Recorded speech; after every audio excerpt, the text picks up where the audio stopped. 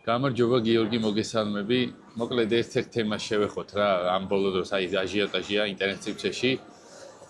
რწმენის საკითხზე, გადარჩენის საკითხზე, გადარჩენა რწმენით ხდება, საქმით ხდება, საქმით დარწმენით ხდება თუ როგორ ხდება საერთოდ და აი ჩემი კითხვა შემდეგში მდგომარეობს ადამიანი, რომელიც ღმერთს ირწმუნებს, ქრისტეს ირწმუნებს, მის მსხვერპლს მიიღებს.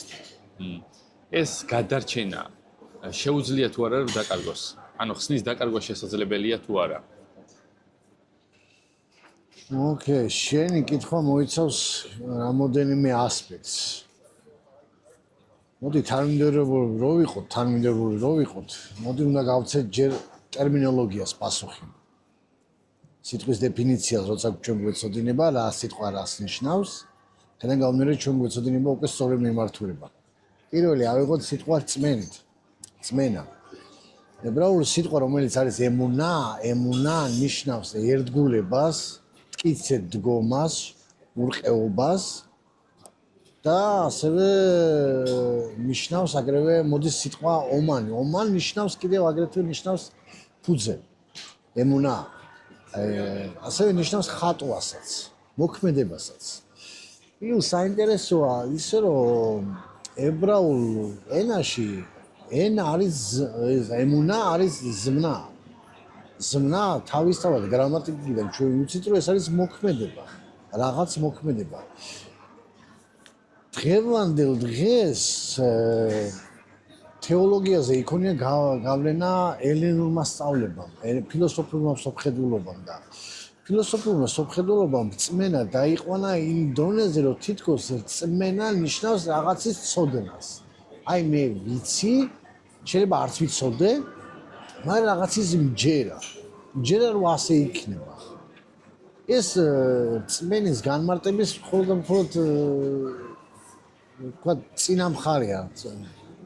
შინაარს არ გვიჩვენებს. ამიტომ რწმენა ემუნა ნიშნავს თავის თავში გულისხმობს არა მარტო რაღაცის ცოდნას, ან რაღაცის დაჯერებას. არამედ ამ დაჯერებაში ურყეობას. ამ დაჯერებისკენ წინსვლას. ამ დაჯერებისკენ შენ როცა გჯერა, შენ წინ მიდიხარ. ანუ რწმენა რაღაცის მიმართ. რომ მე რაღაცის მიმართ რწმენას ვიჩვენ, ეს მიმართ. ჭეშმარიტი რწმენა ებრაელებისათვის ყოველთვის ნიშნავდა ღმერთისადმი რწმენას. მათ ებრაელებს არ ქონდათ ესეთი წარმოდგენა, რომ ღმერთი არსებობს ან არ არსებობს. ეგეთი დაჯერება არ ჭირდებოდა. მათმა იცოდნენ, რომ ღმერთი არსებობს, ეს ცოდნა ჰქონდათ. მაგრამ მათი რწმენა გამოიხატებოდა რამდენად ერთგულებაში და იყვნებოდნენ ისინი ღმერთის ცნებებში. დარჩებოდნენ თუ არა. აქედან გამომდინარე რწმენა თავისთავად უკვე სიტყვა მოიცავს რაღაცაში დარჩენას. ხო, ერთგულებაში დარჩენა. ანუ ერთგულად რო დარჩე, უერთგულო ღმერთს, რაღაცა გჭირდება შენ. რა უნდა გჭირდებოდეს? ინსტრუქცია, ხო? აი შენ მოგეცა მე რაღაცა შენ გაზრ, გიო ეს გამიკეთე, მე რომ მიყვარს ისე. მე რომ მიყვარს ისე, შენ ხო იცი როგორ მე მიყვარს? ანუ ინსტრუქცია გააქვს, ხო? მონახაზია გააქვს შენ გაკეთებული, იცი როგორ მე მიყვარს. ისი აკეთებ შენ ამას, ასე ვაკეთებ მე. როდესაც ღმერთი მეუბნება იყავი ჩემი ერთგული, ნიშნავს რომ მისი მცნებები დავიცვა. დიახ. გაიგე? უერთგულო მისი მცნებებს. ებრაელებისათვის საკითხი ღმერთის რწმენა გამოიხატებოდა არა იმაში რომ ღმერთი არსებობს თუ არა, არამედ გამოიხატებოდა იმაში რომ რამდენად უერთგულებ მის სიტყვას მე, მის მცნებებს რამდენად მე ვიცავ. მაგრამ მცნებას იმიტომ არ იცავდნენ რომ გადარჩენილიყვნენ ისინი. არა, გადარჩენის საკითხი მან არ ეხებოდა, იმიტომ რომ ებრაელმა უკვე თავის თავში იცოდა რომ ის აღთქმის მემკვიდრე იყო. მაგრამ ამ აღთქმაში დარჩენა სჭირდებოდა ძალისხმევა. ახსოვს იოანე ნათლისმცემელი, როდესაც ფარისევლებს ეუბნება, ვინ შეგაგონათ რომ მამა აბრაამის შვილები ხართ? ხან არ შეუძლია ღმერთს რომ მამა ამ ქვებიდან აღუდგინოს რომ მამა აბრაამის შვილებია. და პავლე მოციქული ასე მოსს, ვინ არის ჭეშმარიტი იუდეველი? ვინც მცნებას იცავსო? ისა ანუ ჭეშმარიტი იუდე, შენ თუ ჭეშმარიტი მორწმუნე ხარ, უნდა გახასიათდეს. ეს არ არის სტატისტიკური მდგომარეობა, აი რო თქვა რომ აი მე ვარ, მე მწამს, აი всё. ეს ასე არა, ეს ასე არ მუშაობს. ღმერთი ყოველთვის ჩვენ დავაკვირდით ბიბლიაში მოქმედებს. და ჩვენს მოგვიწოდებს მოქმედების საქმე. არ შეიძლება მორწმუნე უმოქმედო იყოს. აი მე всё გადარჩენილი ვარ და აი ფეხი-ფეხზე გადავდები, ეს ასე არ მუშაობს. ეგრე ვერც გაჩერდები. ხო, ვერც გაჩერდები. თუ შენ ნამდვილად ირწმუნე, ესე ვერც გაჩერდები. ხო, ეს ასეა. ეს ასე არ მუშაობს. ამიტომ არის სამწუხაროდ ქრისტიანულ თეოლოგიაში ძალიან ბევრი გავლენა იქონია ელენურმა მოძღვრებმა, ფილოსოფიურმა მოძღვრებმა და პავლე მოციქული არ ფრთხილებს, ფუჭად, იმაშობითო ამას დროის ყוла ხარჯვაა. ფილოსოფია ნუ გაგიტაცებთო. ხო, ნუ გაგიტაცებთ. ანუ შეიძლება რაღაცა ცოდნამ, რაღაცა გნოსიამ გაგიტაცოს რაღაცა, ცოდნას შეშოს, ხო? რაღაცა გაგიტაცოს, მოგწონდეს, მაგრამ პრაქტიკაში არაფერს არ გაძლევს ეგ. ანუ აქედან გამომდინარე სიტყვა ემუნა ებრაელს უკვე ესმის. უნდა გესმოდეს როგორ ესმოდა. უნდა გესმოდეს შენ როგორ ესმოდა ებრაელს პირველ საუკუნეში წმენა სიტყვა და როგორ ესმის დღეს ჩვენ ეგ როგორ გვესმის. ჩვენი ამოცანა გავიგოთ იმ დონეზე როგორც მათ იმ დონეზე ესმოდათ პირველ საუკუნეში. მაშინ გავიგეთ და მაშინ ეს მართლა იმუშავებს ჩვენ ცხოვრებაში. თუ ჩვენ მიუდგებით დღევანდელი სათვალეები წმენას, მე მწამს ღმერთი არსებობს, ეს წმენა არ მუშაობს. ეს წმენა არ მუშაობს. აი მე ღმერთი არსებობს რა მე. არა, აქ წმენაზე, იმ წმენაზეა საუბარი, იესომ რაც გააკეთა. პირველ საუკუნეში იესოს რწმენა რა იყო? იესოს რწმენა იყო, მან გააკეთა ის დავალება, შეასრულა ამ დავალების ერთგული გახდა, რაც მამადან ჰქონდა მოძებული. მესიის რჯული შეასრულა ესე რომ. როდესაც პავლე მოციქულემ რწმენა შევინარჩუნო, რას ნიშნავდა რწმენა შევინარჩუნება? მან დაკარგა როდესმე ღმერთის არსებობის რწმენა? არა. რწმენა შევჩვენა ის დავალება, რაც ღმერთმა და არც იმაში დაეჭვებულა, რომ იესომ გამოისყიდა. რა თქმა უნდა. ანუ პავლეს რწმენის შენარჩუნება მდგომარეობა იმაში, რომ პავლე არასდროს დაეჭვებულა ღმერთის არსებობაში. ხო. პავლეს რწმენის შენარჩუნება იყო ისაც მისია მან დაავალა, მაინც შეინარჩუნა. ერთგულებაში. ერთგულებად გააკეთა ისა.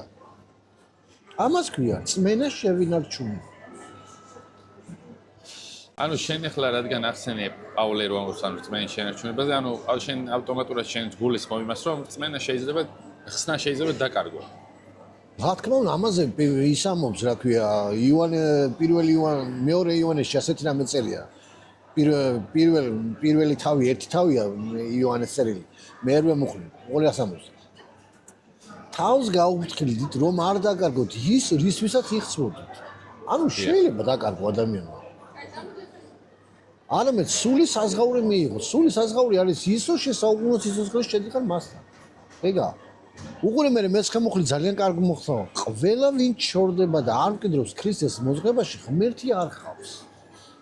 ესე იგი, შენ თუ შორდები ღმერთი ქრისტეს მოძღვრებას, შენ აღარ ხავს ღმერთი და აქ უკვე ავტომატურად დაკარგულია. მე ეგრე. აქ უკვე ავტომატურად დაკარგულია ის გადარჩენაც. გადარჩენის არ დაკარგვა იდეა მოდის კალვინისმიდან. კალვინის ქონდა ეგეთი შეხედულება, რომ ღმერთს ხავს რჩეული ხალხი, ამორჩეული წინასწარ განსაზღვრული ხალხი. ავგუსტინეს უნდა სხვადასხვა მაგ კითხვას თავის წიგნში გრად ბოჟი, ანუ ღმერთის ქალაქი ასე ქვია, ქართულად რომ თავგოთ, იქ სვამდა ესეთი კითხვა. როგორ შეიძლება ვიფიქრო მე, რომ ადამიანს კონდესო აი ერთი ადამიანი როგორ შეიძლება ღმერთმა ადამიანის შექმნას, უიცით ეს ადამიანი ჯოჯოხეთში მიდის. ხო. აი ესე შეკითხვა სვამს. კალვინმა ეს იდეა უფრო გააღუა და კალვინმა თქვა ესეთი რამე, რომ ღმერთს წინასწარ ყავსო განსაზღვრული რჩეულები და არარჩეულები. და იდეა რომ ადამიანმა გადარჩენა არ შეიძლება დაკარგოს, პირდაპირ მიესადაგება იმ იდეას, რომელიც კალვინმა თქვა, რომ ის თუ რჩეულია, ის ვერასოდეს ვერ დაკარგა გადარჩენას. ამ მოძღვრებასთან მე პრობლემა არ მაქვს, მე პრობლემა მაქვს მეორე მოძღვრებასთან. მაშინ რატო უნდა ღმერთს სხვისი დაღუპვა? ხო. ამორჩეული რატო ყავს სხვის დასაღუპავად? ხო, ის რატო მოირჩია და ის რატო არ ამოირჩია? ანუ აი ამ პრობლემა ამასთან მაქვს. იმედიაცა და არა მაქვს პრობლემა. პრობლემა მეორე ზუსტად ღმერთის სამართლიანობა სად არის მაშინ? აიგე? ანუ აქ შემთხვევაში შენ აი მიულსა და კალვინიზმს ხო? ეს არასწორია. ანუ არჩევანი ყოველთვის ქონდა ადამიანს და ამ არჩევანს მოყვება ადამს ედემის ბაღიდან. არ შეეხო არ ჩამოესხის ნაყოფ. ეს უკვე არჩევანია. კარგი, მოდი მაშინ ახლა ესეთ შეკითხვას გაიცი პასუხი. აი თუ მორწმუნეს შეუძლია დაკარგოს გადარჩენა თავის ცოდვების გამო. ნიშნავს თუ არა ეს რომ ქრისტეს სისხლი არ იყო საკმარისი. ყველა რა, ანუ წარსულში აწმყოში და მომავლის ცოდვების გამოსასყიდად. აი როდესაც ქრისტემ თქვა ჯვარზე აღსრულდა დარჩა თუ არა იქ რამე დაუმთავრებელი რაც ადამიანმა თავისი ქცევით უნდა შეავსოს. რომ გადარჩენა შეინარჩუნოს. მოდი ახლა აქედან გამოვიდეთ რა მოტივით უდგებით ჩვენ მაგ საქმეს.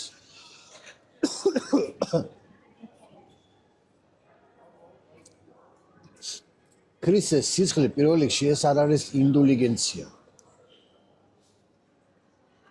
კათოლიკებმა რო შემოიღეს ინდულიგენცია იყო რა?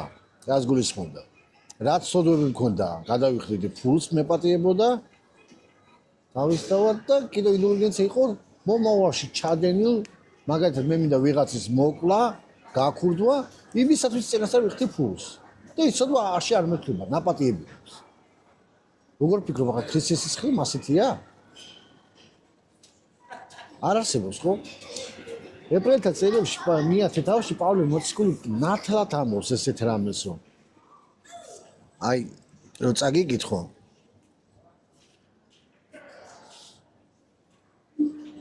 ებრაელთა წერილების მეათე თავის 26 მუხლიდან, ხო? ხო. ვინაიდან თუ კვლავ ნეფსით ვწოდა, მას მერე რაც ჭეშმარიტების შემეცნება მივიღეთ. ანუ იესო ქრისტე. ჭეშმარიტება, ანუ იესო ქრისტე, ხო? აღარ რჩება მსხვერპლი ცოდვისათვის. აღარ რჩება მსხვერპლი ცოდვისათვის, ეს უნდა გესმოდეს, ეს იუდაური იდიომაა.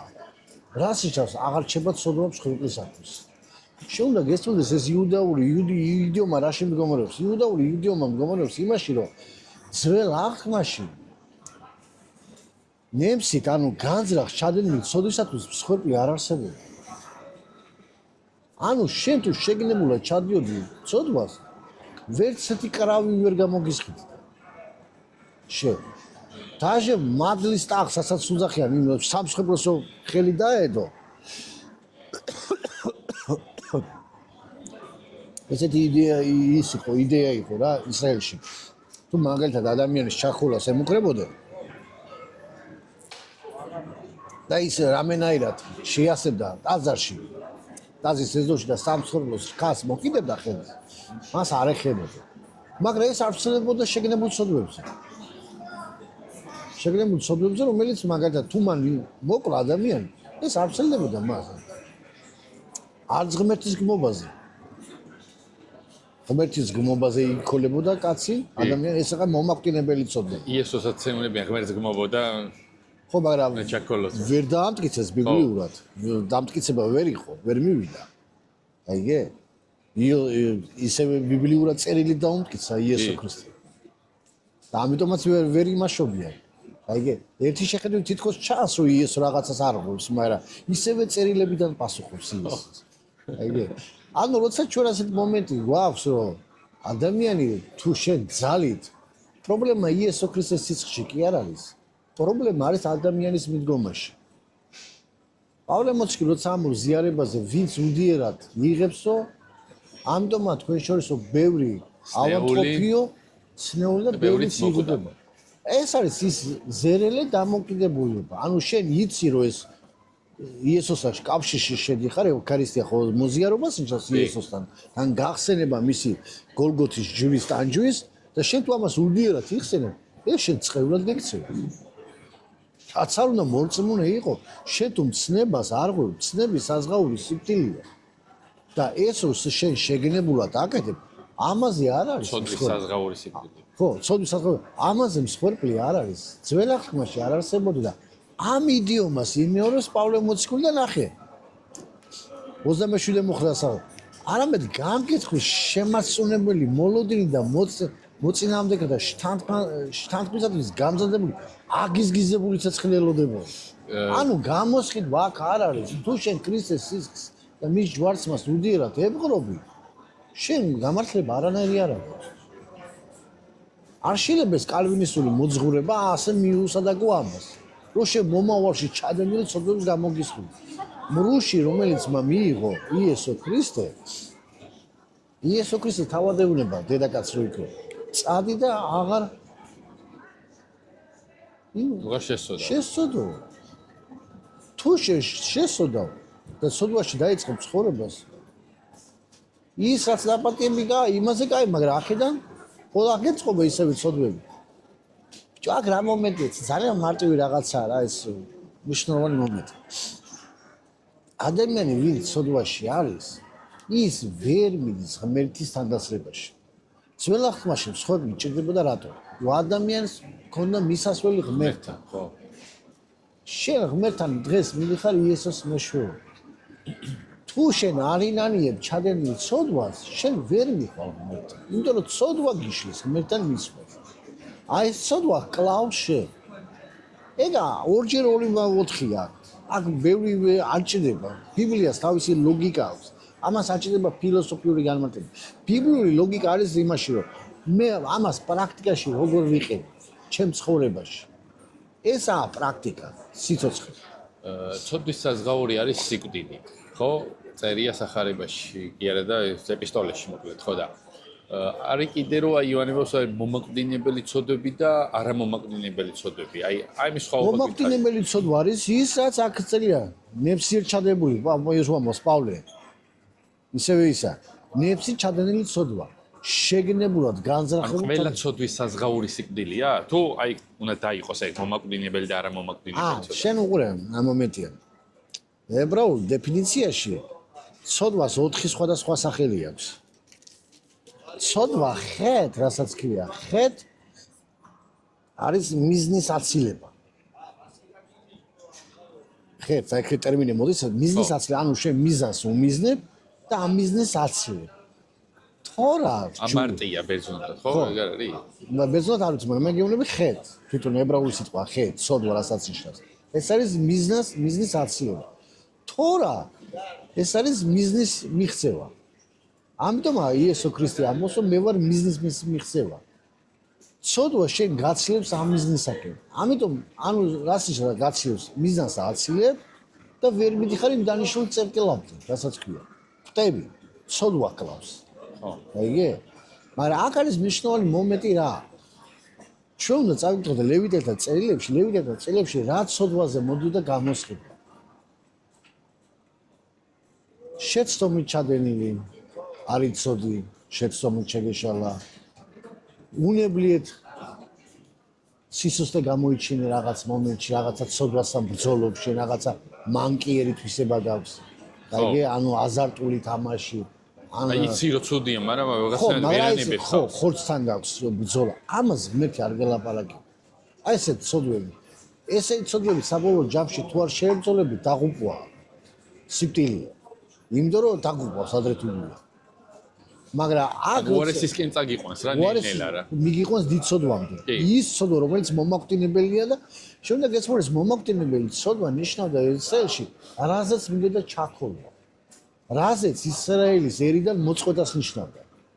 ესეთი ადამიანი მოწყვეტს ისრაელის საკრებულოსო. რასაც ძველ აღთქმაში კითხვა. ეს არის მომაკვდინებელი ცოდვა და იოანე ამაზე ამბობს. აი ესეთებზე არ იგზავნა, რადგან მათმა უკვე არჩევანი გააკეთეს თავის თავში. ისინი შეიცნეს ღმერთი, მაგრამ შეგნებულად უარი, როგორც კორახმა დაინახა მოსეს დროს. გახსოვს კორახის ისტორია? განაარჩუნდა კორახი მოსე ღმერთს. როგორ არიცნობდა? განაარჩუნდა, მაგრამ მან იცოდა რომ მოსე ღმერთისგან არჩეულია. და იუდა მოციქულებს ჯიუტობით იღუპებიან როგორც კორახი. ხო, ჯიუტით. სიჯიუტით გაუჯაუზმა. მაგრამ ღმერთი აცლიდა და მაინც არ მოისურვა. მერე თელი ბანაკი აბუნდა. ვაიგე? და ეს უკვე იმას ქნა, მოცილდა და ეს უკვე დაემართა. აი ეს მომენტი. ანუ იუდას ხოდა სამჯერ მომენტი, ისა კორაქს ხოდა სამჯერ მონანიების შანსი, არ მონანია და ამან უკვე მიიყვანა იმ შედეგამდე, იმ წერტილამდე, რომელიც უკვე შეგენებულად წინააღმდეგაში წასვლას მიდის. უკვე მომაკვდინებელ სოდვაში შეიყვანა. ანუ პატარა ცოდვები, რომელსაც ჩვენ ვებრძვით, თუ ჩვენ არ ვებრძოლეთ მათ, მივყავართ იმ მომაკვდინებელ სოდვამდე, რომელზეც პატიება არა. ანუ ყურე ამ მომენტია. ძალიან მარტივი მაგალითი ისტორიული მაგრამ ადამიანი უყურებს პორნოგრაფიას. ეს დამტკიცებულია, უკვე და ძალიან ბევრი ისა. ხო. პორნოგრაფიას უყურებს.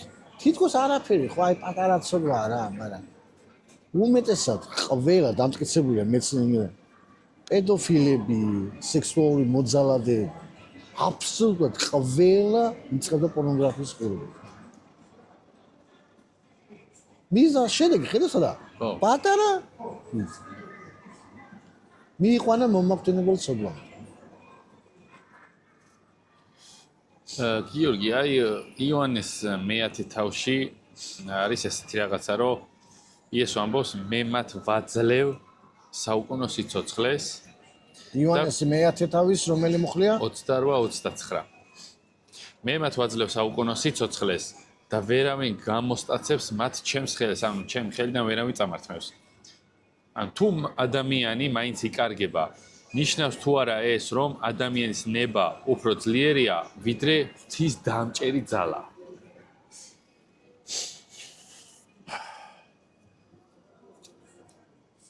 პავლე მოციქულის სიტყვები. სიყვარული სულწელია თუ რა? თავისას ბაშობა არ ეძიებს. არ ეძიებს. ღმერთს ჩვენ უყვარვათ, რატო უყვარვათ? ანუ თავისას არ ეძიებს, ამის გულისხმობ? სიყვარული არის გამცემი. როდესაც იესო ამბობს ვერავინ ძალუცო, აქ არ არის ლაპარაკი ადამიანის პირად არჩევანზე. ღმერთი შენ არ გახდოს თავის სიყვარულს. არ გახდოს. არ გეჭიდება იმას, შენ თუ მას აყოფნა არ გინდა, ღმერთი არ ჩაგეჭიდება. ამას ქვია სიყვარული. რომ შენ აქვს არჩევა. თვითონ პასუხია სიყვარული. მაგრამ სხვა გარეშე ძალებმა შენ გინდა ღმერთთან ყოფნა, მაგრამ სხვა გარეშე ძალები გიტევს, ისინი ვერაფერს ვერ გიზარდენ. მაგრამ არჩევანი შენია. ხო, ნახე, ძე შეცდომილი სიგავშიც არის ეგრე, ანუ წასვლა უნდა იმ მამა უშვებს, არაკავებს, მაგრამ ის რო წავიდა იქ რა შედეგებიც. ეს რაც იწვნია, იმან მოიყვანა, მაგრამ მე მამა როგორ ხდება? დარი იყო და გაცოცხლა. დარი იყო და გაცოცხლა. მამა არ ფაქტობრივად თავის შვილმა მაგიგავში უთხრა, შენ უნდა გესმოდეს 10 წელს უძღები შვილი მომეცი ჩემი ქონება. ფაქტობრივად თავისი შვილს მამა გამოიყვანა მტარი. კი. იმიტომ რომ მამამის სიცოცხლეში ქონებას არავინ არ აძლევდა. ხო, ანუ ანდერძი. ანუ როცა ხდებოდა მამა, მაშინ აძლევდა ის ქონებას. კი, მე კიდე რჩებოდი. ამან ხარ, მე ვერ დაგელოდები, როდის მოხდები მამაო, ანუ ჩემთვის უკვე მტარი ხარ და მომეცი ჩემი ქონებაო. ხედავ რა შეუნება. არჩევი, მაგრამ მამა რა შეუნება, სულძელია. არე ბოჭები, არ წახვიდე არა. უშვებს, ხო? ხო, ანუ იოანეს ეს იესოს ეს სიტყვები არ გულისხმობს იმას ადამიანის პიროვნულ არჩევას. აქ იგულისხმება გარეშე ძალები, რომელიც ადამიანს ებრძვის, ეშმაკს არავითარი ძალაუფლება აღარ აქვს ადამიანზე, თუ ადამიანმა მიიღო იესო ქრისტე. და მას უკვე ღმერთი იცავს და ღმერთი ტანდემში ეხმარება. რაც ნიშნავს მცნება, თვითონ მცნებების დაცვა. თვითონ ებრაული სიტყვა ძალიან ბევრ რამეს გიხსნის. მიცვა მოდის სიტყვა ცვა ნიშნავს პარტნიორობას. პარტნიორობა მოდის, როცა ორივე აკეთებს ერთ საქმეს. ხო. და ანუ შენ როცა ღმერთი გეუბნება. სნის საქმეს. ხო, სნის საქმეში ორივე ერთსაც აკეთებს, ერთ საქმეს. პარტნიორი ხდები შენ. ანუ სინერგიას ამბობ შენ. იგივე ხო, სინერგია არის იგივე ეგა. ანუ არაფერი ეს არაა. ძალიან პრაქტიკულია ეს ყველაფერი, გიო. ეს არის ძალიან პრაქტიკული და ძალიან ადვილად გასაგები. არ ჭირდება მას ბევრი ფილოსოფია. შენ ამას მოცემულობას იღებ შენ და ცდილობ ღმერთის ცნებების მიხედვით დაიცვა ეს ცნებები, რადგანაც ეს შენი ცნებების დაცვა მოწმობს შენ იმაზე, თუ რამდენად ენდობი შენ ღმერთს ამ ცნებების დაცვაში, ერთგულებაში. რამდენად ერთგული ხარ, შენ რას დაგავალა? დაგავალა სახარების გადაგება, დაგავალა წმინდა ცხოვრება, ხო? ამაში როცა იცავ, ეგეც დროებით რა ის რა ქვია, რა? ანუ ნახე ქრისტე როდესაც ირწმუნე რა, ხო. ვინც მირწმუნებს მას ვაძლევს საუკუნო სიცოცხლეს. ანუ თუ გადარჩენა შეიძლება დაიკარგოს, მაშინ რატო ქვია მას ბიბლიაში საუკუნო სიცოცხლე, თუ ის შეიძლება ხვალდაზე დაიკარგოს და ან ერთ წელში დაიკარგოს. ანუ რო ირწმუნე საუკუნოდ სიცოცხლეს გაძლევს. ხო, მე მჯერა საუკუნო სიცოცხლეს და ამიტომაც მე ხო და თუ დაკარგე ის დროებითი ყოფილა მაშინ. არა, დროებით მასე არა. აქ ძალიან ისა, ისევ შენ ფილოსოფიაში გადადიხარ. ნუ მე ხამ კითხვებით ხოვედი და არ უნდა ამას ფილოსოფიური მიდგომა. აქ უნდა მიდგეს, შენ უნდა მიხვდე რას ნიშნავდა ეს საუკუნო სიცოცხლე, რას ნიშნავს. საუკუნო სიცოცხლე ნიშნავს, შენ ღმერთთან ერთად იქნები და ღმერთთან ერთად ყოფნა, აი მაგალითად როცა ამოს პავლე მოციქული გარდა წერილებში ამოს, მე მკვიდრე პატარა. მონისგან არაფერი არ გასხვდება, თუმცა ყველაფრის მე მკვიდრია. მაგრამ ახსნა ჭირდება ის. ყველაფრის პატრონია. ბატონ პატრონია ყველაფრის, მაგრამ ვერაფერზე ვერ უფროს. მონას შეუძლია წამოარტყას ამას. მასზე უფროს, მასწავლებელს. ვინც ამას? რატო? ისო ბატონი გახდეს, უნდა გაიზარდოს. გაზდა გჭირდება შენ ამ საუკუნო სიცოცხლეს რო შეხვიდე. ეს გაზდა არის პროცესი. იზრდება თქვენი წმენა და მრავლდება სიყვარული. წმენიდან წმენაში გადაცვა. ამას ქვია, წმენიდან წმენაში. ანუ დღეს პატარაზე ენდობი ღმერთს, ხო? ნელ-ნელა იზრდები და მიდიხარ უკვე დიდზე ენდობი ღმერთს. ხო, ისა, წეგან აი დროებით რო თქვი, წმენაც თუ ვწდები მითხარი, ჩემი ისტორია, წმენაც ხო დროებითი, ანუ ეხლა დავდივართ წმენით, მაგრამ მე უკვე ხილვით ვივლით. მე ხილვით, ხო. ანუ წმენაც დროებითია. ამის თქმა მინდოდა წეგან. ხო, იმიტომ რომ შენ უკვე აღარ დაგჭირდება ერთგულება, იმიტომ რომ შენ უკვე იცი, მასთან ერთად ხარ უკვე. და სულე პასუხი? კი. ხო, კიდევ აი თუ დაგმაყოფილა პასუხმა. ხო. არა, თუ დაგმაყოფილა დავსწავლე კიდევ, ხო. კიდე აი ერთი კითხვა არის გიორგი, რომ აი ეფესელთან მიმართ პირველ თავის 13-14 თუ გინდა გახსენი შენც. ანუ მორწმუნეები მიიღეს აღთქმული, ხო? სულის აღთქმა, აგიბეჭდნენ სული წმინდით. პირველი თავის 13-14. ანუ მორწმუნეები აგიბეჭდნენ აღთქმული სული წმინდით, რომელიც არის ჩვენი მემკვიდრეობის გირავო, წინდი. საწინდარი გარანტია, ხო. შეუძლია თუ არა ღმერთს გატეხოს თავისი ბეჭედი და უკან წაიღოს წინდი, რომელიც უკვე მოგცავ. ძალიან საინტერესო ეს საწინდარი. მე რო ვიყავი 9 წლის, ხო. ბიბლიით ხელში ვიყავი და ეს მუხლი მქონდა მონიშნული. მაგრამ მე ვკითხულობდი რუსულად. როგორ? რუსულად ვკითხულობდი და ქართულად ეს სიტყვა საწინდარი არ ვიცოდი და რაც რუსულში მქონდა მონიშნული, ავიღე და ქართულში მოვნიშნე რა, გადავიტანე. ამაში რომ მეც ვცოდნოდა რა, რომ ქართულთან რომ მეკონა საუბარი ისე. ერთხელ ვარლამ რამიშვილი ხდება. ჩვენი ძმა. ჩემი მაგარი ადამიანია და ამ კითხვაზე მეუბნება, ეს საწინდარი იცი რა ნიშნავსო? ეს სიტყვაო? ვერა და ვერ მივხვდი ბიჭო. ეს ქართული არ ვიცოდი და ეგ კარგია. ვერა და ვერ მივხვდი. მე ვიზამე რუსულში. რუსულში მე მივაგე და მე უთხარი პასუხი გავეცი. 10 წელს ვიყავი და იმის მერე მოდის მე და ვარლამის მეგობრობა ურთიერთობა ჩვენი. ანუ მე 9 წელს ვიყავი რომ გავიცანე და ამოიდინე რამდენი წელია უკვე თითქმის 30 წელზე მეტია. ხო. მეგობრობა მაგადამესა. აქ რა ხდება უკვე? მასში ხარ თქვენ მოსმენ უყურებ. მოდი წავიკითხოთ.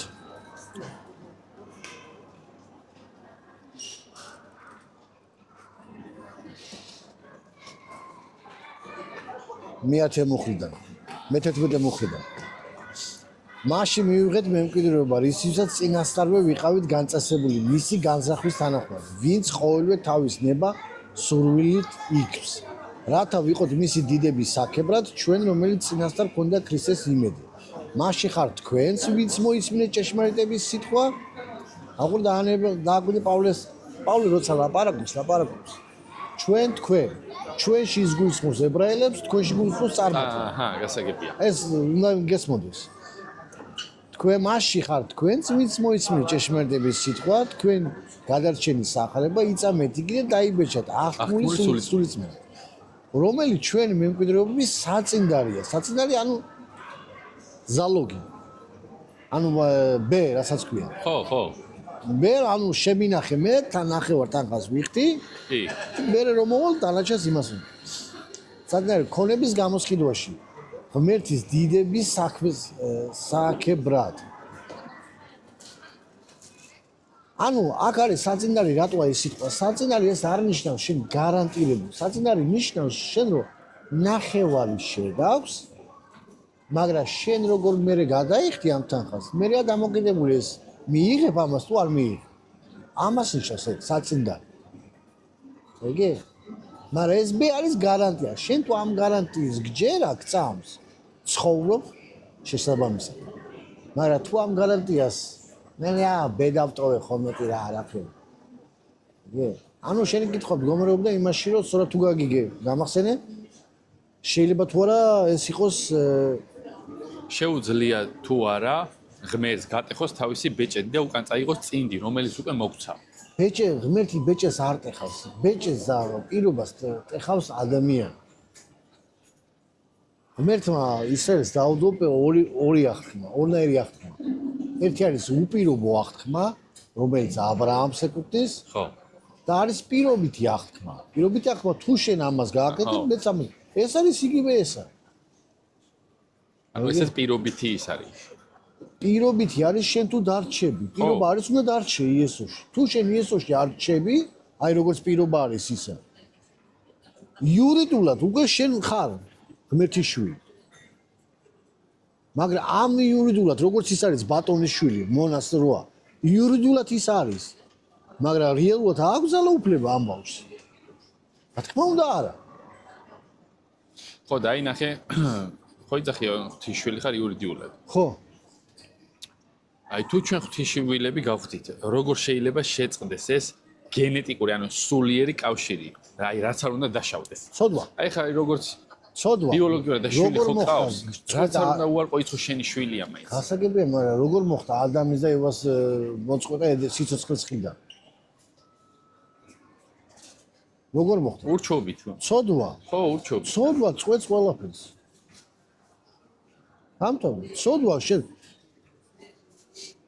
განა ლაზარეს მდიდარი არ ეუბნება მამა აბრაამო?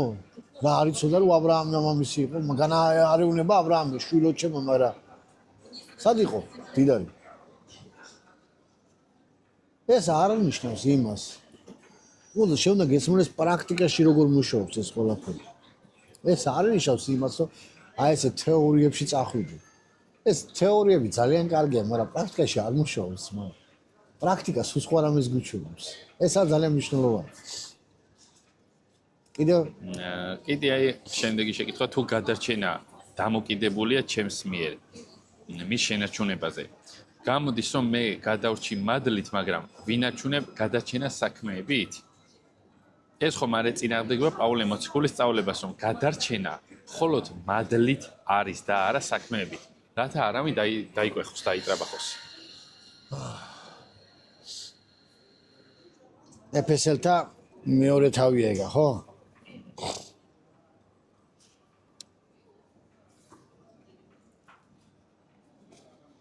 ვინაიდან მადლით ხართ გადარჩენილ წმენით მეშვეობდა ეს თქვენგან კი არ არის არამედ ღვთის საჩუქარია, არა საქმეთაგან, რათა არავინ დაიკვეხნოს, ვინაიდან მისი ქმნილება ვართ ქრისტე იესოს შექმნილი კეთილი საქმეებისათვის, რომელიც წინასწა გაგვიმზადა ღმერთმა, რათა ამ საქმეში ვიაროთ. საქმე იქაცაა და აქაც საქმეა. რომელ საქმეს გულისხმობს პავლე?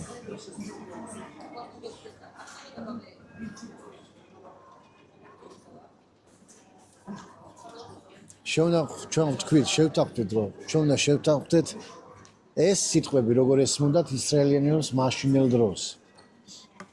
თუ ჩვენ ავიღებთ მარტო დეფინიციას, რომ მადლი ეს არის საჩუქარი, ანუ ჩვენ არ ვიმსახურები და ეს საჩუქარია, მაშინ ძალიან ურთიერთსაწინააღმდეგოს ხვდებით ჩვენ ბიბლიაში. პირველი შეწინააღმდეგება სადაც ჩვენ ხვდებით ბიბლიაში. ეს არის დაბადების მეერვე თავში. ნახე რა საინტერესო რაღაცა, მეექვსე თავში უბრალოდ. აი დაბადების მეექვსე თავში ჩანს ესეთი ადგილი. მოყურე. холод ნოემ პოვა მადლი უფლის თვალში. ოწერია, მაცა ხენ ბეინაი, ვითოდასია. მეცხრე მუხლი არის.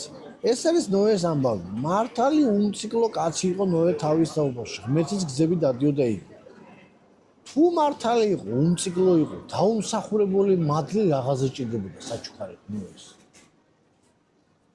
თუ ავიღე ჩვენ მადლი ეს არის. დაუმსახურებელი საჩუქარი. აი, ეს ერთი კითხვა. მეორე კითხვა. მეორე ჯულის 24 თავის პირველი მუხლი. მაგაზე პასუხი დაუტოვოთ იმათ, ვინც შენ გეწინააღმდეგება. ხო, კი ბატონო. პირველი მეორე მუხლი. როდესაც სულ შეიტავს კაცი, მაგრამ მათ ვერ პოვებს ქალი მის თვალში.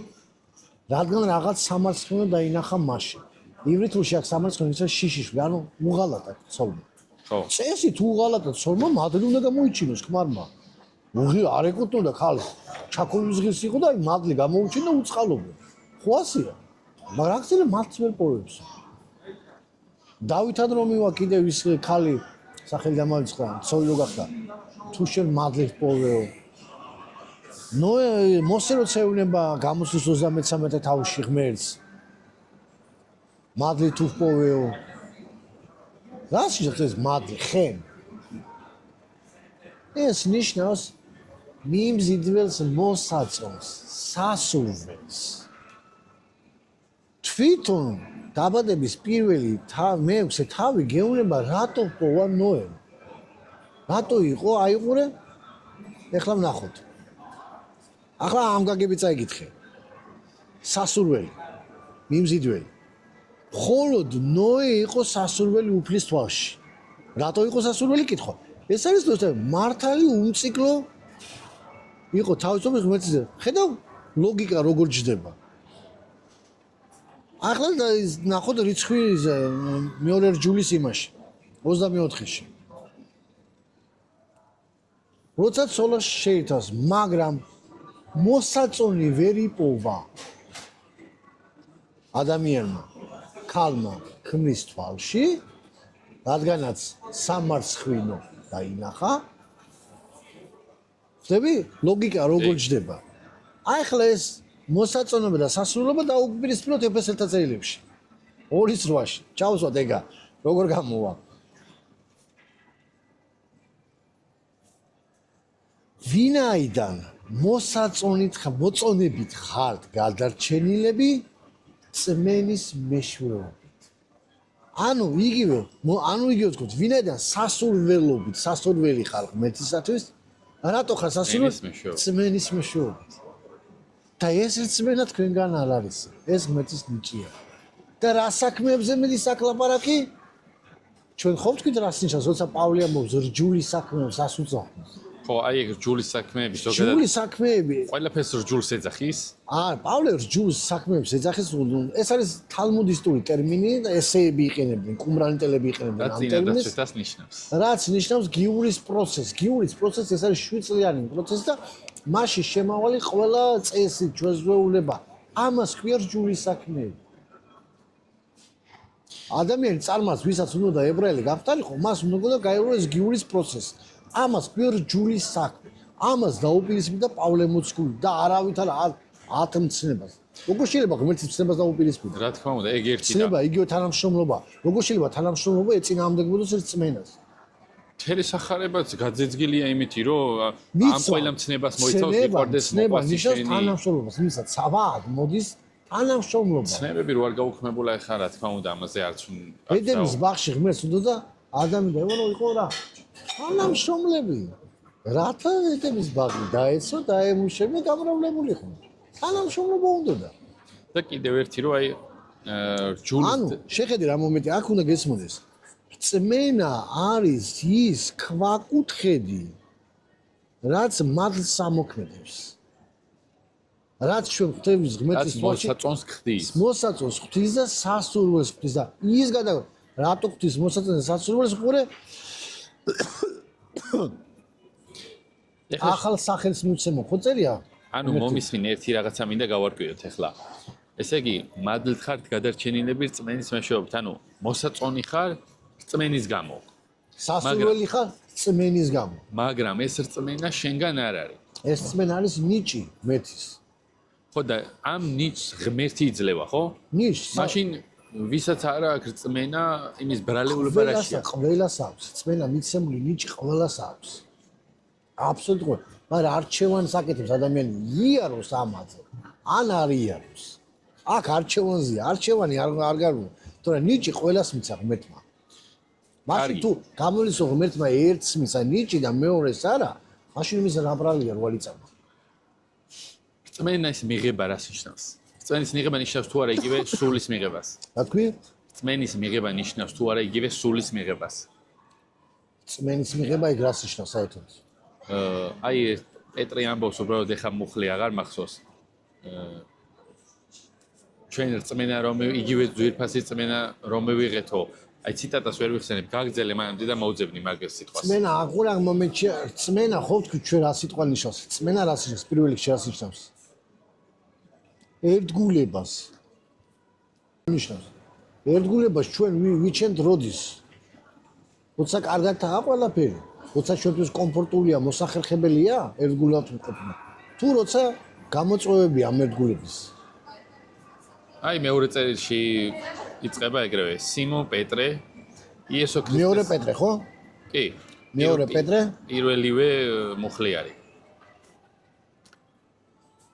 წაიკითხავ თუ წავიკითხო წაიკითხე შენ სიმონ პეტრე იესო ქრისტეს მონა და მოციქული მათ ვინც მიიღეს იგივე ძვირფასი რწმენა რაც ჩვენი ღვთისა და მაცხოვრის იესო ქრისტეს სიმართლით ანუ აქ იგულისხმება რწმენაში იგულისხმება ერთგულება მინდობა რაც ჩვენ მივიღეთო ის მიიღეთ თქვენც ის ერთგულებაო მტკიცედ დგომა ურყეობა ეს პეტრე ვიცეს თავის დიასპორას წერს ვინც იმაშია გაქცეულია იერუსალიმიდან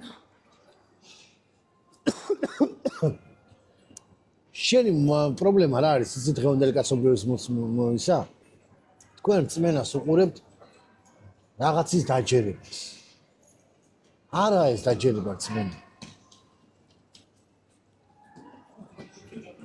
ორე რაღაცის დაჯერებაზე მე ხო თავიდან გითხარი ღმერთი რომ არის აქ ამაზე არ მიდის საუბარი აქ მიდის იესოს მსხვერპლის შესახებ რომ აი ეს გჯერა თუ არ გჯერა რომ გამოდის თუ ღებულობ რასაც რომ მე ვღებულობ იესოს რწმენას ერთგული რჩები მისი მსხვერპლის მისი მსხვერპლი მომიწოდებს რომ ვიყო წმინდა ხო მომიწოდებს კი იყავი წმინდები ანუ ჩემი რწმენა ამაში იზომება ხო და წმინდა ხო ნიშნავს გამოყოფის ანუ წუთისოფლისგან გამოყოფილი ვარ იმ მრუშობისგან გამოყოფილი ვარ იმ მკვლელებისგან გამოყოფილი ვარ იმ ორმაგი სტანდარტებისგან გამოყოფილი ვარ იმ აღვირახსნილი ცხოვრებისგან ეს არ რწმენა ამას ქვია რწმენა აი თუ მორწმუნე არის და განუდგა რწმენას ხო ანუ აღარ დარჩა ერთგული მცნებების აღარ იცავს და იოანე ამბობს რომ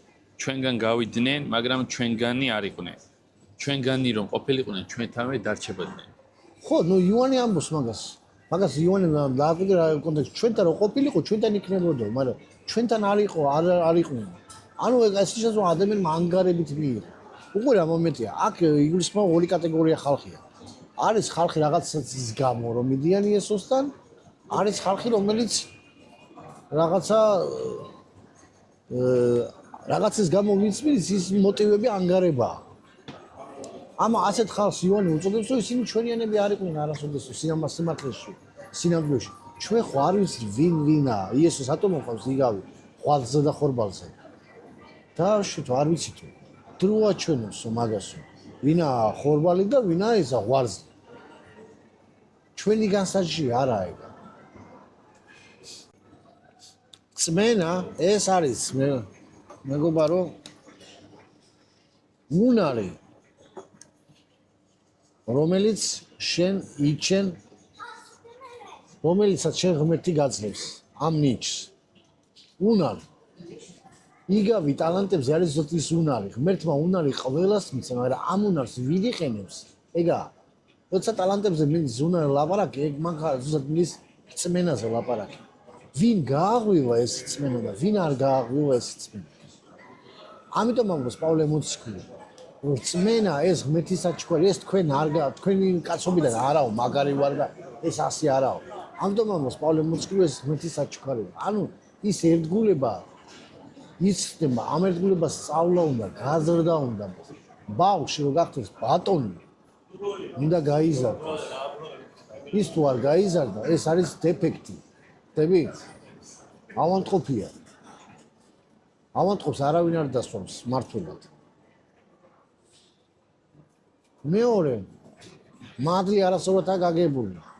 მადლი ხშირად ეშლება წყალობაში. თუ ღმერთი წყალობელია და ღმერთი მართლა წყალობელია. 1000 თაობაზე წყალობელია.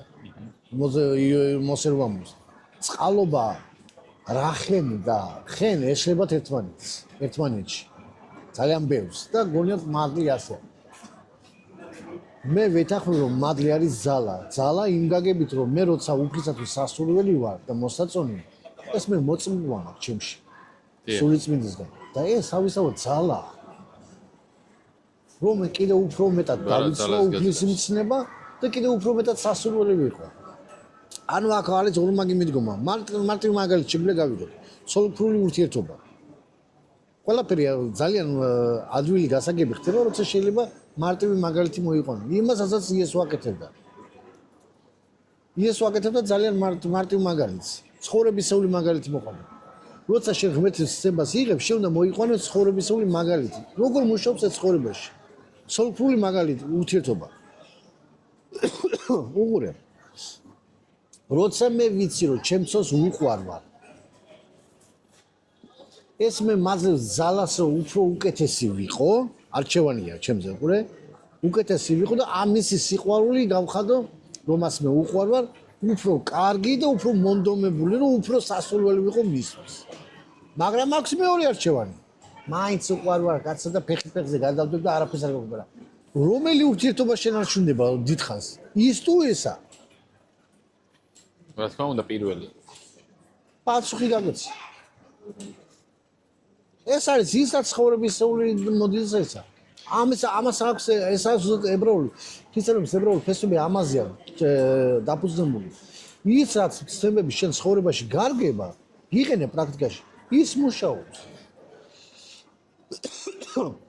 თეორიებად შევა კარგია, არაა პრობლემა, მაგრამ თუმე პრაქტიკაში არ მაგება რას იმაწყობს თეორია. გიორგი, აი ბოლოს კიდე ერთი რა მინდა იცი რას მინდა რომ შეეხო აი ეს მე აი ზუსტად შენ დამანახე და შენ გამიშალე, თორე მე სხვანაირად მესმოდა. პავლე რო აი ყველაფერს რჯულს იძახის. ყველაფერს რჯულს იძახის. აი ეს რჯული რო კონტექსტით უნდა გავიგოთ და რა რჯულზე მიდის ლაპარაკი, იმიტომ რომ ის ახსენებს მოსეს რჯულს, რწმენის რჯულს, ცოდვის რჯულს, ქმრის რჯულს და რავი აი ყველაფერზე რჯულს ახსენებს და როდესაც თვითონ სიტყვა რჯულს იყენებს, მართლა მაშინ რა ვიცი, ებრაელი უნდა იყო რომ ის გაიგო რას გულს. ახლა ებრაელი როცა კითხულობს, ხო, ებრაელი ხვდება კონტექსტს. მაგრამ იმასაც ყველა ებრაელი ვერ ხვდება. არიან რაბი. და კიდევ ციტატა როდესაც მოყავს, ის რომ თლიან იმ თავს არის თუ რაც არის იმ კონტექსტს გულისხმობს. ხო, თლიანი კონტექსტი უნდა წაიგითხოს. უყურე ამ მომენტია. როდესაც პავლე იყენებს ტერმინ თორა, ივრითულად თორა ნიშნავს, იარათ ნიშნავს სროლას მიზნისაკენ კიდევ როიცოდე, ორ ნიშნავს სინათლეს. სწავლება სინათლის შესახებ, თორა, ამას ქვია თვითონ სიტყვა თორა. თორა არ ნიშნავს კანონს მარტო. კანონი ეს სულ ყველაზე ბოლო განმარტებაა. ხო, იმიტომ რომ მოიცავს კანონსაც. ხო. აი მაგალითად რო თქვა, რა არის რჯული? მაგალითად მე თუ თქვი რჯული, თქვი რომ ეს კანონია, ეს იგივე რო თქვა, ამ ჩანს იმაში ყავაში თქვა, ეს არის სითხე. ხო. სითხე თავისთავად რაღაცები. ხო, თავისთავად, მაგრამ ეს სითხე ხო შეიცავს ყავა, შაქას, წყალს, იმას მოლეკულს. ანუ ეს არ თორა. თორა მოიცავს სწავლებას, შეგონებას, დარიგებას, მოძღვრებას. აი, მოძღვრება ეს და ისა. ანუ ესა, როდესაც პავლე ამბობს მაგას, ჩვენ უნდა გესმოდეს მაგ სიტყვის დეფინიციას აკეთებს უკვე კონტექსტი. ბერძნულში არ არსებობდა შესატყვისი სიტყვა, სეპტუაგინტას როცა თარგმნდნენ ისინი, რა ქვია, ებრაელი რაბინები შესაძლოა სიტყვა არ ქონდა ბერძნულს ესეთი რომ ეს თორის კონცეფცია გამოეხატა მთლიანობაში. ანუ არ ქონდა ერთი სიტყვა რომელიც ერთ სიტყვაში შეიძლება ესეთ რამე ჩატეული იყო. ამიტომ გამოწერეს ეს სიტყვა რომელსაც ქვია ნუმოს. ნუმოს ნიშნავს კანონს. რაც ჩვენებურად ითარგმნა რჯული, მაგრამ ქართულად რჯული კიდევ ქართულ სულხან-საბაების ლექსიკონში რჯული სულათა განმარტებული. შეგონება და არიგება სწავლება. ჩვენ ქართულში გვაქვს ეს სიტყვა, მაგრამ აი სულ რომ ერთი ადგილი განმარტო მაგალითად რა, რომ მოვიყვანოთ მაგალითად თქვენ რომლებიც რჯულით იმართლებთ თავს, უქრისტეოდ დარჩი და მოსწყდით მადლს. აი ხა რჯული შეიძლება გაიგო აქ არის ზეპირ სიტყვა. ვინც დაუშვათ აი 10 მცნებით ვინც იმართლებს თავს, ხო შეიძლება ეს გაიგო. აი არის 10-ის მაგიტო იძახით პავლე ყველაფერზე რჯულს ოიძახის მაგ არის ზეპირ სიტყველი გადმოცემა რჯული, გიულის პროცესი, პროცედურა. 7 წელი წინადაცვეთის რჯული, ანუ ის რჯული წინადაცვეთის რაც შედიოდა წინადაცვეთაში. მართლა წინადაცვეთა კი არ იყო. მან წყლით ნათლობაც იყო, მერე წინადაცვეთა ეს ერთ-ერთი ეტაპია. წინადაცვეთის მერე რა ხდება უყურე. წყლით ნათლობა და მერე პასექის ჭამა. პავლე რატო უპირისპირდება მაგას უყურე. პრობლემაა, გალატელების პრობლემა იყო, რომ ისინი ცდილობდნენ იუდეველები გამხარიყო. იუდეველი რო გახდე, უკვე რა წესი იყო. 7 წლიანი პროცესი ხო იყო. მერე წინადაცვეთას უიკეთებდი. მერე უკვე რომ მორჩებოდა, მერე აკეთებდი წყალში ჩაფლობას. ინათლებოდი, რასაც უკვე ჩაფლობა ქვია მას, საიდანაც წავიდა ნათლობა და მერე ადიოდი იერუსალიმში და ჭამდი პასექს. პასექის რო შეჭამდი, ხდებოდი უკვე ჭეშმარიტი იუდეველი. თუ პასექს არ შეჭამდი, იუდეველი არ იყავი. წინადაცვა შეიძლება ქონოდა. მაგრამ პასექი განაპირობდა. არა, წინადაცვეთიდან იწყებოდა ყველაფერი. წინადაცვეთი ეს საწყისი ეტაპი იყო. კი. გაიგე? ხო და პავლე ამას ამბობს, თუ ქრისტე ჩვენი პასექია, რაღაც ელოდებით იმ პასექის ჭამას, რომელიც შენ იუდეველად გაკ ეს თელი პროცესი პავლე ამას უპირისპირდება. გაიგე? კი და ამბობსთან რომ მაგრამ წინადაცვეთა უბრალოდ ქვია პროცედურას, მაგას წინადაცვეთან შენ გონია აი ეს წინადაცვეთს, ეგ თელი პროცესია და ამ ჯულს უპირისპირდება. და ნახე რას ამბობს, ერთი ეს მაინტერესებსო თქვენგანო. წმენის შესმენით მიღეთ სულიო თუ რჯულის საქმეებიცო და აი რჯულის საქმეები ხო თალმუდისტური ის არის ტერმინია რომელიც ნიშნავს იგივე მაგ წინადაცვეთის წინადაცვეთის იმას. ხო და ეს არის აი ძალიან მნიშვნელოვანია მაგიტო ეს თუ არის ძალიან ბევრს არის მაგარაც თენაში მოხვალ. ეგ ძალიან ბევრს არის ეს პროტესტანტების 90% მარიცის ეგა. და მიღებული აქვს ასე რომ თითქოს პავლე მოციქული 10 მცნებას უპირისპირდება. რა 10 მცნებას ბიჭო რას ლაპარაკობ? თუ ქრისტემ დაგვიტოვა ჩვენ გიყვარდეს ღმერთი შენი და მოყვასი შენი და ამაზეა ჩამოგედებული 10 მცნება და თელერჯული როგორ შეიძლება უპირისპირდებოდეს ეგ? ლოგიკა ხო ორჯერული 4 სხვა წერილებში პავლე არ ამბობს რომ გიყვარდეს მოყვასი შენი ეს მცნება მოიცავსო ყველა მცნებას. ხო ანუ არც მდგომარეობს ამაში.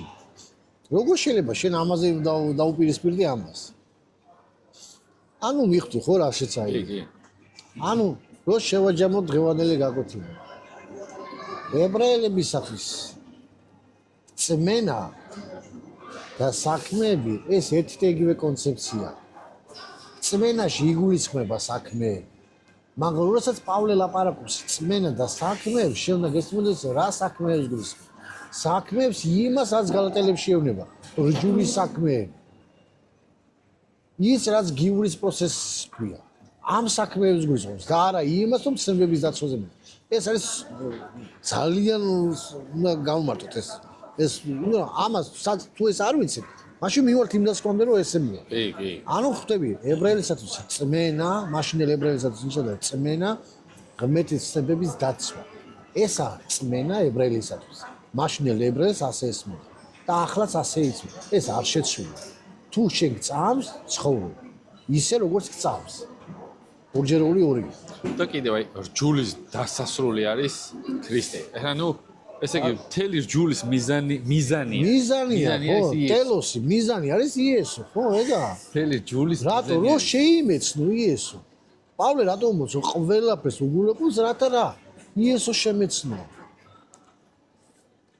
და როგორ შეეცნობდა იესოს? ისევე იმ რჯულის ცნებების დაცვით, სწავლით, შესწავლით. ეხა ნენელა მიტივტირდება კიდე რაღაცები და აი ისიც აქცენტი ბარემ ისიც თქვი რა, რომ აი ყველაფერი ნაგვად მიმიჩნევია, რომ ის იმას აქვია, მოსეს ჯუზი არ ამბობს. არა, ის სტატუსი ამბობს, თავის სტატუსი ამბობს. ის ამბობს ის სტატუსზე, რომელიც მას ჰქონდა სინედრიონში. სინედრიონში პავლე იყო რას მიიჩნევდა ნაგვად? ბრალდებელი იყო. სინედრიონის ბრალდებელი იყო და უმაღლესი რაც შეიძლება ადამიანს მიხსოვდეს სინედრიონში ეს იყო სინედრიონის მთავარი ყოფილიყო. ამის კარიერას უძღოდა პავლე მოციქულს ჰქონდა. უწინასწენ რომ გამალიელის მოწაფე იყო. გამალიელი იყო სინედრიონის ისეთი გავლენიანი პიროვნება იყო, რომ მისი გადაწყვეტილება უკვე თითქმის მღვდელმთავრის გადაწყვეტილებას უდრიდა. იმდენად გავლენიანი იყო. შეწარმოდგინე, მღვდელმთავრებს გამალიელმა უთხრა მღვდელმთავრებს. მოეშვიდო, თუ ქრისტესგან არ არიანო, თუ ღმერთისგან არის. აი, მოციქულთა საქმეებში გამალიელი. ზამე ფარისეველი რაბი სადუკეველებზე მეტი გავლენა ჰქონდა იმ მომენტში, მღვდელმთავრებს. იმხელა ავტორიტეტი ჰქონდა. შეწარმოდგინე, გამალიელი ვინ იყო. კი. და ესეთი იყო პავლე და პავლემოს ეს სტატუსი ნაგვად მივიჩნიო. ანუ მის კარიერაზე ამბობს. კარიერაზე ლაპარაკობს, აბა რა თქმა უნდა, როგორ შეიძლება ღმერთისება ნაგვად მიიჩნიო ბიჭო? მაშინ ის ქონია მაგას, რა ქვია, პიროვნების გაყოფა. ერთგან ამასამოს ერთგან მეორე მამების გადმოცემულს ვიცავო. ხო, მოციქულთა საქმეებში 22 თავს შემოსო. არზოს არ გადამიხვია მამების და იმას გადმოცემულს. რა შეიძლება მამების გადმოცემული კი არაა, რომ